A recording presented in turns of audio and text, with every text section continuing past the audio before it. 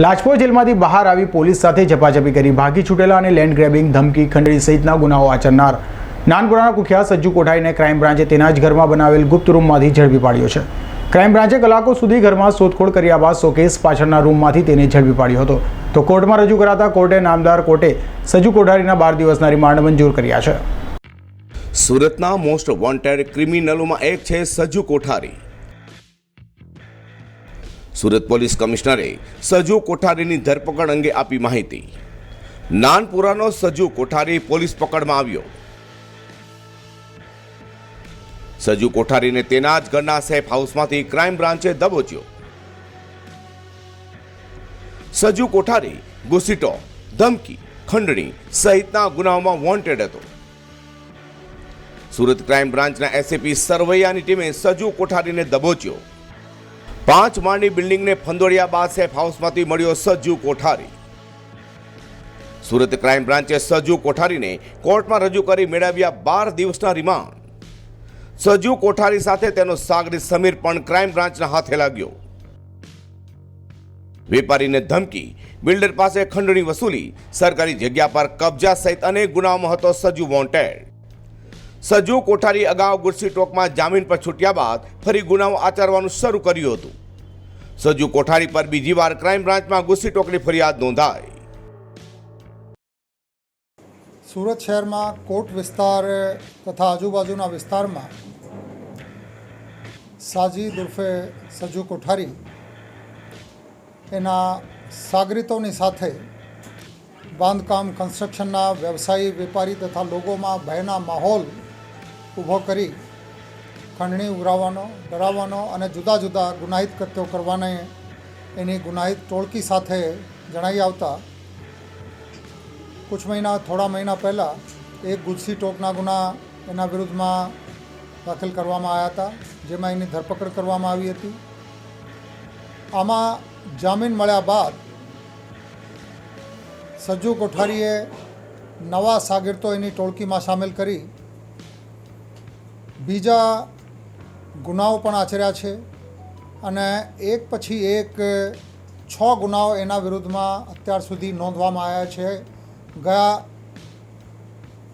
ગુનામાં જે પ્રથમ ગુસ્સી ટોકનો ગુનો એને વિરુદ્ધમાં હતો, આમાંથી જામીન મળ્યા પછી એક પછી એક અત્યાર સુધી 6 ગુનાઓ એના વિરુદ્ધમાં નોંધવામાં આવ્યા છે.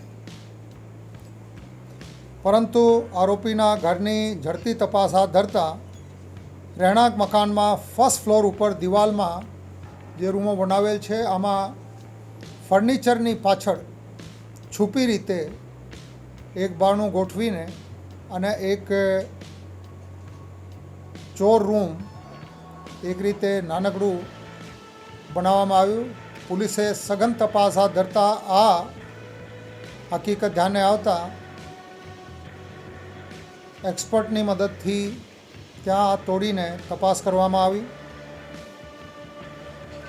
પરંતુ આરએસાની આડમાં બનાવેલ આ પાર્ટિશનવાળી રૂમમાં સંતાડેલ સાજિદ એને વારંવાર ચેતવણી આપેલ હોવા છતાં બહાર નહીં આવતા જરૂરી બળ વાપરીને એને કાઢવામાં આવ્યા અને એની ધરપકડ કરવામાં આવી છે.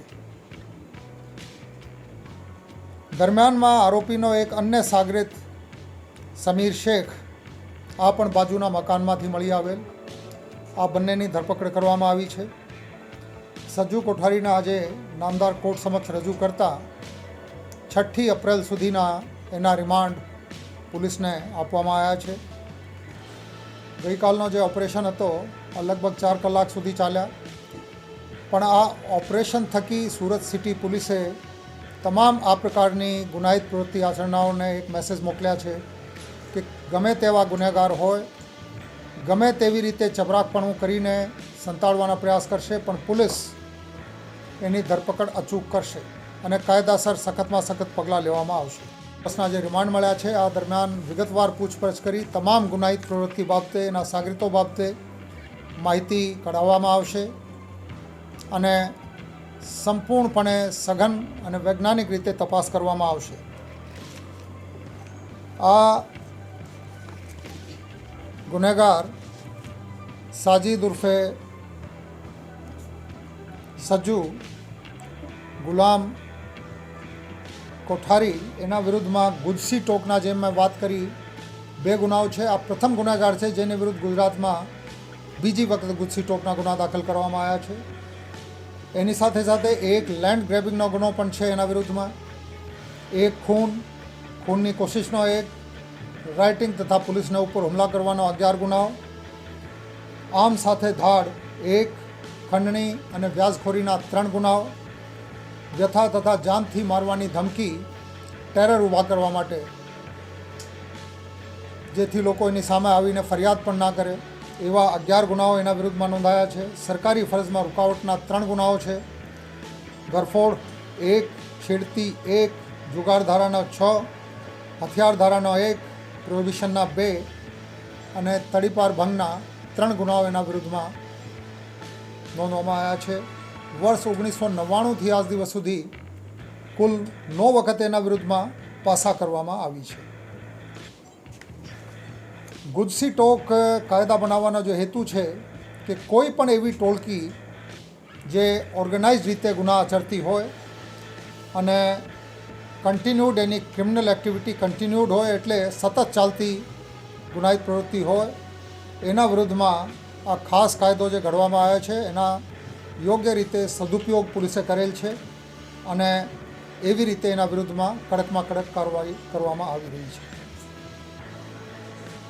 સુરત સિટી પોલીસ એકમાત્ર સજ્જુ કોઠારી નહીં, આપને ખ્યાલ છે કે બીજા પણ જેટલા જાણીતા ગુનેગારો હતા આ તમામને વિરુદ્ધમાં ગુજસી ટોક હેઠળ પોલીસ દ્વારા પગલાં લેવામાં આવ્યા છે. ગુજસી ટોક પહેલાં પાસાની એક કાયદાકીય કાર્યવાહી પોલીસની પાસે હતી પ્રિવેન્ટિવ ડિટેન્શન માટે.